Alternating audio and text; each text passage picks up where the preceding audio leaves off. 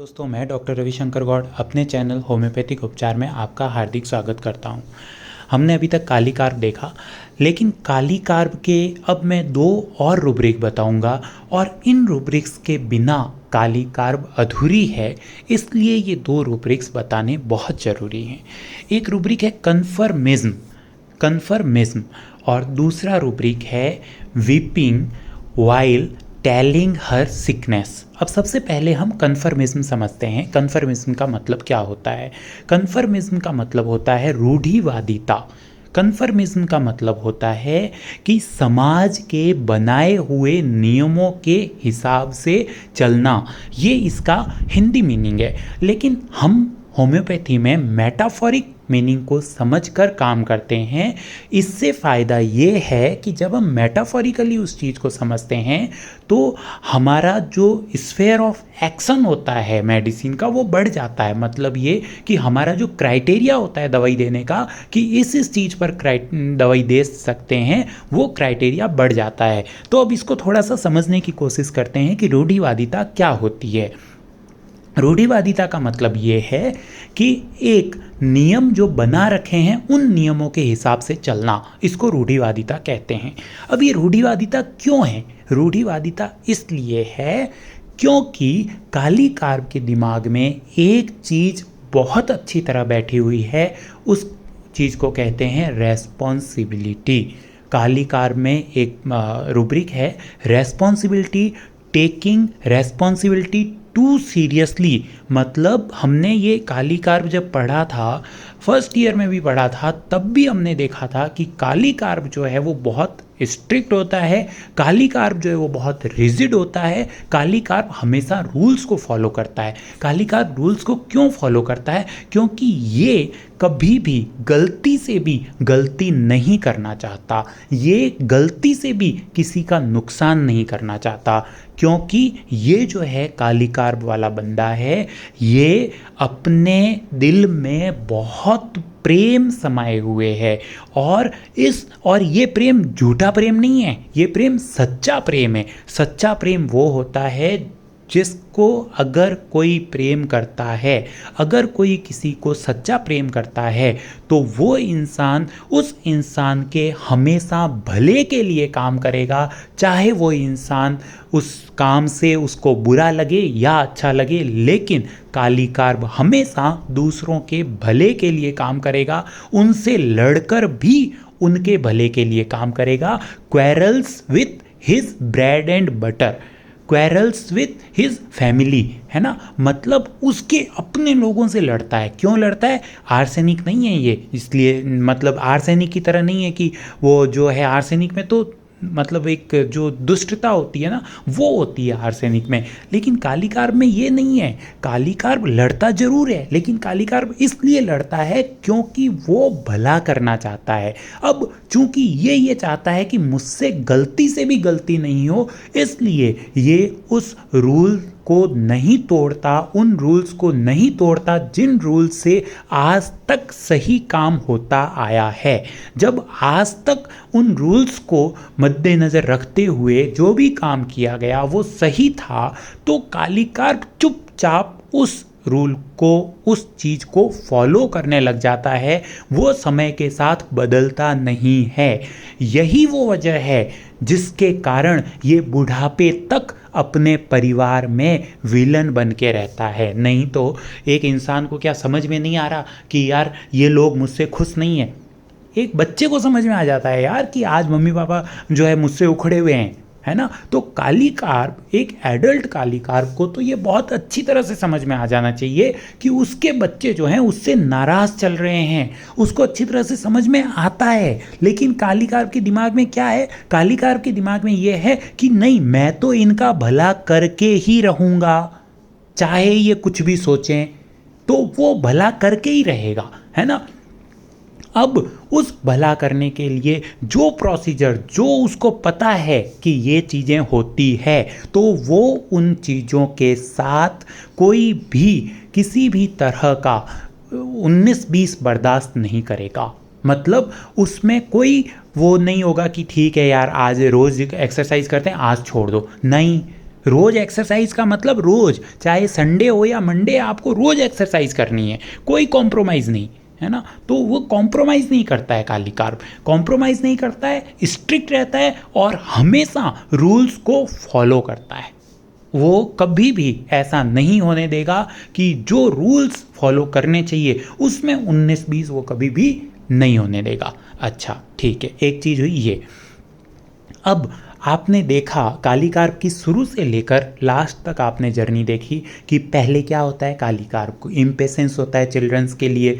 क्यों इम्पेशेंस होता है? क्योंकि इसमें रेस्पॉन्सिबिलिटी की भावना ज़्यादा है। और ये इम्पेशेंस फॉर चिल्ड्रन क्यों है? चिल्ड्रन इम्पेशेंस फॉर चिल्ड्रन इसलिए है क्योंकि ये अपने आप को बड़ा समझता है और बाकी सबको छोटा समझता है, और फिर छोटा समझकर भी उनको अपनी ज़िंदगी का हिस्सा समझता है, उनको अपनी फैमिली का हिस्सा समझता है और उस फैमिली में खुद को हेड समझता है और उन सबको ऐसे लोग समझता है कि ये लोग इस तरह के लोग हैं जो बेचारे मुझ पर डिपेंडेंट हैं, है ना। ये दूसरों को खुद पर डिपेंडेंट समझता है, चाहे वो आर्थिक रूप से डिपेंडेंट समझता हो, चाहे वो शक्ति के रूप में कि भाई इनमें ताकत नहीं है मुझ में ज़्यादा ताकत है, चाहे वो बौद्धिक स्तर पर हो, मतलब कि इनमें बुद्धि नहीं है, ये कमाते तो हैं, इनमें ताकत भी है लेकिन इनमें इतनी बुद्धि नहीं है, इसलिए इनके डिसीजंस मुझे लेने पड़ेंगे,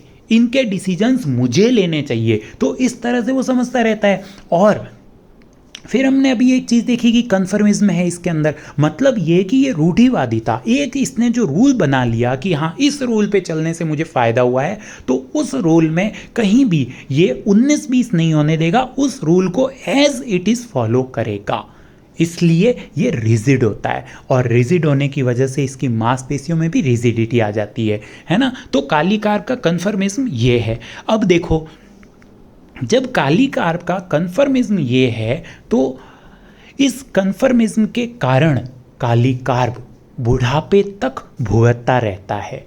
अब उसके बाद में उस एक रूब्रिक है क्लोजिंग आइज एम्लियोरेट। अब जब बुढ़ापे में इसके रिसोर्सेज कम हो जाते हैं, इसकी पावर खत्म हो जाती है, जब ये किसी के लिए कुछ कर नहीं सकता, तो और चूंकि वो लोग इससे चिढ़ रहे हैं, बहुत ज़्यादा चिढ़ रहे हैं, इसमें भी ताकत नहीं है, तो ये क्या समझ रहे हैं कि यार अब तो मैं वैसे ही होलो हो गया हूँ, डिल्यूजन होलो ही इज़, ठीक है, delusion sinking he is, delusion sick he is, मतलब अब उसको ये लग रहा है कि यार अब मेरी परिस्थिति जो है वो बहुत ख़राब हो गई है, ठीक है, अब परिस्थिति बहुत ख़राब हो गई है, ये लोग भी नहीं चाहते हैं तो छोड़ो ना यार, वो फिर अनदेखा करने लगता है। लेकिन अनदेखा करने लगता है लेकिन इसके मन में अभी भी कहीं ऐसा है कि यार नहीं, ये बच्चे बेचारे मेरे, ये अब कर तो रहे हैं गलत लेकिन ये खड्डे में जा रहे हैं, इनको नहीं पता चल रहा कि ये खड्डे में जा रहे हैं, लेकिन ये खड्डे में जा रहे हैं, मुझसे नहीं देखा जाएगा। वो अपनी आंखें बंद कर लेता है लेकिन उसके मन में ये चीज़ें होती है कि यार नहीं, इनको ऐसा नहीं करना चाहिए। उसके मन में अभी भी प्यार खत्म नहीं हुआ है, ठीक है, अभी भी वो उनके लिए करना चाहता है। अब देखो, उस स्टेज को समझने की कोशिश करो कि जब एक इंसान अपने बच्चों के लिए करना चाहता है लेकिन उसके बच्चे उसको धुतकार रहे हैं।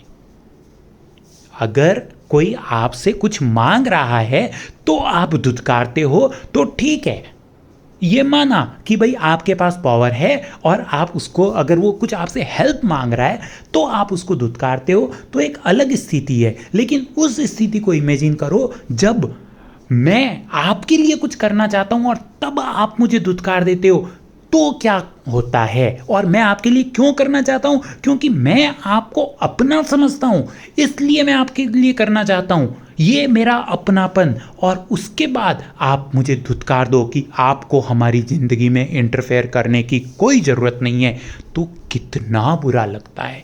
अपने आप को उस स्टेज पर ला के रखो और फिर समझो कि कितना बुरा लगता होगा उस समय। अब ये जो बुरा लगने वाली फीलिंग है, ये इंसान को, ये काली कार्ब को अंदर तक तोड़ देती है, अंदर तक तोड़ देती है। वो पूरी तरह से टूट चुका होता है और अब चूँकि इसकी पावर कम हो गई, चूँकि इसके रिसोर्सेज कम हो गए, तो पहले ही अब ये बूढ़ा हो रहा है, इसका शरीर जर्जर हो रहा है, इसकी पावर खत्म हो गई, इसके पास पैसे खत्म हो गए, अब इसकी कमाई कम हो गई। इस स्थिति में भी ये अपने परिवार के लिए कुछ करना चाहता है और इसका परिवार इसे धुतकार रहा है। अब ये बहुत बुरी तरह टूट जाता है। डिल्यूजन सिंकिंग ही इज, जैसे कोई एक नाव होती है ना, वो डूब रही है, वो पानी के बीच में अब वहाँ पहुँच गई, उसमें कोई छेद हो गया और वो डूब रही है वो नाव, है ना। तो डूब रही है नाव, मान लो उस नाव में जिंदगी है, मान लो वो नाव मतलब एक लिविंग थिंग है, और वो लिविंग थिंग जब डूब रही होगी तो उसको कितना वो तड़पेगी कि यार नहीं, मुझे मत डूबने दो, है ना, मुझे कोई बचाओ। अब कोई डूबता है तो वो कैसे करता है, बचाओ बचाओ, वो ऐसे हाथ ऊपर करके मतलब पूरा प्रयास करता है ना कि यार मुझे बचा लो, प्लीज़ मुझे बचा लो, ठीक है। फिर हम कहते हैं कि डूबते को तिनके का सहारा, उसको अगर थोड़ा भी सहारा मिलता है तो उसको तुरंत ग्रैस्प कर लेता है। मतलब ये कि अब ये ग्रैस्प तक मत जाओ, वहाँ तक ही जाओ कि वो किस तरह से मदद की गुहार लगाएगा। श्रीकिंग एड फॉर, इसमें एक रूब्रिक है श्रीकिंग एड फॉर, मतलब इतनी ज़्यादा उसके अंदर भयावता है कि प्लीज़ मुझे बचा लो, मैं सिंक हो रहा हूँ, खत्म हो रहा हूँ मैं। ये उसको समझ में आने लगता है कालीकार को। अब जब ये इस स्थिति में चला जाता है, तब अगर ये अपनी इस तकलीफ़ को किसी के साथ साझा करेगा, अपनी इस तकलीफ़ को किसी को बताएगा, तो बताते बताते इसकी आंखें भर जाती है, बताते बताते ये फूट फूट कर रोने लगता है। Weeping while telling his sickness, देखो इसको आप डॉक्टर पेशेंट के साथ बाद में जोड़ना, पहले इस चीज़ को समझो कि ये किसी को भी जब अपनी तकलीफ़ बताएगा तो इसकी आंखें भर जाएगी। वो कोई चाहे कोई भी हो, चाहे पड़ोसी हो, ठीक है, चाहे कोई उसका पुराना दोस्त हो, चाहे कोई डॉक्टर हो, चाहे कोई टीचर हो, चाहे कोई एडवोकेट हो, किसी को भी जब ये अपनी तकलीफ़ बताएगा तब ये रोने लग जाएगा, तब इसकी आंखों में पानी आ जाएगा। आई थिंक कालीकार वैसे तो और भी बहुत है, लेकिन अगर ये जो वीडियोस जो मैंने आपको बताए हैं 1, 2, 3A 3B और ये जो 4th वीडियो मैं बना रहा हूँ, ये जो वीडियोस मैंने बनाए हैं, ये वीडियोस एक बार के लिए एनफ हैं कि आप क्लिनिकली इसको अप्लाई कर सको। हालांकि कालीकार अगर आप एक्सप्लोर करना चाहोगे तो बहुत है, कई सारे एंगल से आप एक्सप्लोर कर सकते हो कालीकार को, लेकिन ये जो मैंने बताया है ये कालीकार का बेसिक है। ज़्यादातर रूब्रिक्स इस बेसिक से ही अराइज होते हैं। Thank you friends.